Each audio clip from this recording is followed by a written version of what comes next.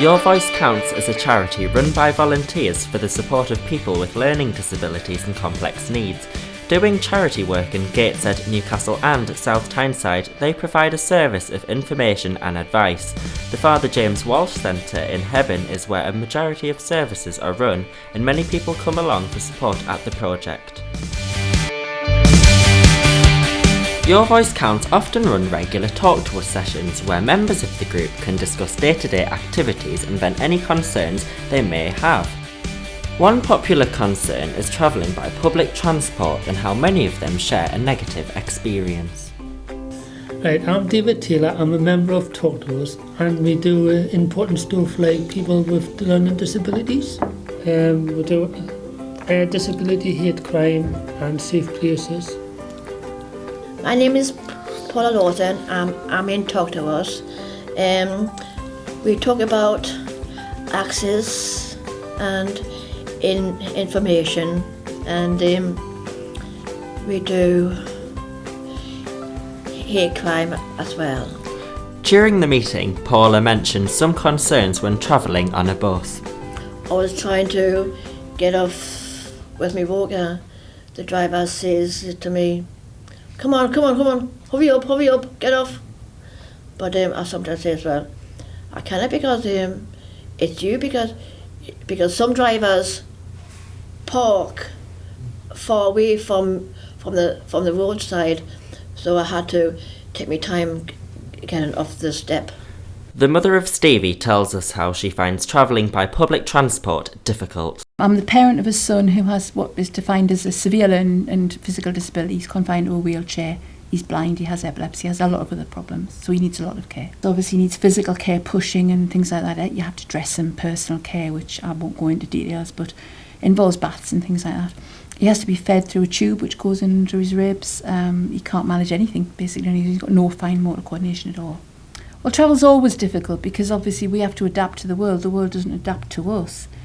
So an argument would be that I don't take him on the metro because it's not safe, there's nowhere to park a wheelchair safely. I can't leave him in the doorway because people bash into him. On buses, not every bus is adapted for wheelchairs, so that's always a problem. We sometimes get taxis, but of course that's very expensive. The bus came all right, and I got on it all right. And got on all right. But there's one thing, there's people standing up now then.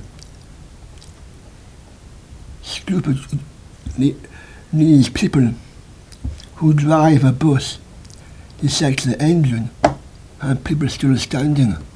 That. No, it's not going to work with me, mate. There. Sometimes the announcements on the metro say that, for example, the next station is Simonside and it's just out of sync and you're not at Simonside, you're at somewhere else like Haymarket, so that's a problem and could confuse people. A member of staff at Go North East talks about what happens when wheelchair users can't access a bus and how different drivers respond to this. If we do have a situation where a disabled person can't access the bus, either the bay is already occupied by a disabled person or for whatever reason that disabled bay isn't available, what we can offer is a taxi service. If the person asks the driver to provide a taxi, we can, via the radio control, arrange for a taxi to come and collect the passenger from the address where they're at. We tend to do that on more infrequent services, so if it's like a 30-minute service or an hourly express service, obviously that's what we would do. If it's a 10-minute high-frequency service, most of the time, I'll be honest, most of the time people are quite prepared just to wait the extra 10 minutes for the following vehicle. We asked a leading driver at Go North East what happens when a person with a learning disability travels by bus. Establish what their requirements are. Not everybody needs to have the ramp deployed. Some people are quite independent and can get on the bus themselves within their wheelchair. If not, I need to lower the front of the bus to make it easier for them to get on and deploy the ramp, which will make it even easier for them to get on, and then see that they're manoeuvred comfortably, either with assistance or by themselves, before the vehicle can proceed. I would say about 98% of Go North East's fleet are low floor with wheelchair bays for people to get into. The wheelchair generally faces backwards, with the brakes applied, and there is more often than not sufficient room for a companion or carer to sit with them on the fold-up seats which are in the pram or wheelchair bays. I think I would ask the developing services to look at whether they could make more provision for wheelchairs, even if it's adaptable, removable seats and things like that on metros or on buses even, if they could take extra seats out if necessary. I know it's difficult, I know they're a commercial system and they have to make a profit, but you've got no idea the problems you go through just trying to get from A to B. Make sure that people wear belts, click every trip. Yes. I would like to see them go up to the curb so wheelchairs can get off and on, and walkers as well. Yes, I like the drivers to...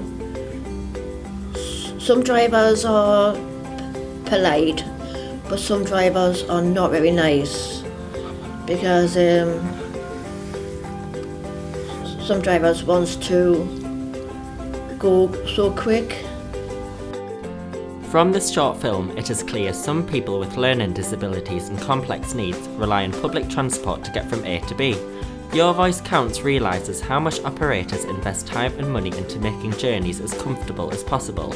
However, Go North East recognises there are still improvements to be made to services in the region.